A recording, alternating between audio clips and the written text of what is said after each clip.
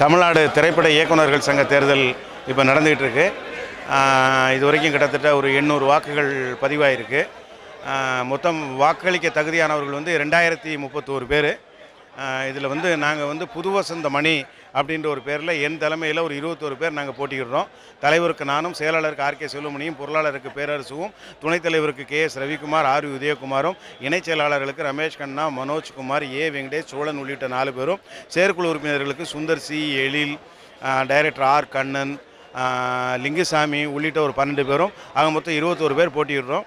நிச்சயமாக உறுதியாக எங்கள் அணி நிச்சயமாக வெற்றி பெறும். வெற்றி பெற்ற பிறகு இந்த சங்கத்தினுடைய வளர்ச்சிக்காகவும் உறுப்பினருடைய நலனுக்காகவும் நிச்சயமாக நாங்கள் பாடுபடுவோம். நன்றி, வணக்கம். வணக்கம். 4 வருஷம் கழித்து தென்னிந்திய திரைப்பட இயக்குநர்கள் சங்கத்தின்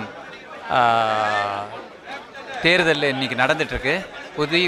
புது வசந்த மணியில் விக்ரம் சார் தலைமையில் செல்லுமனுடைய செக்ரட்டரியாக நிற்கிறாரு, பேரரசு பொருளாளராக நிற்கிறாரு, மொத்தம் நாங்கள் நிறைய பேர் நிற்கிறோம். நான் ஈசியில் நிற்கிறேன்.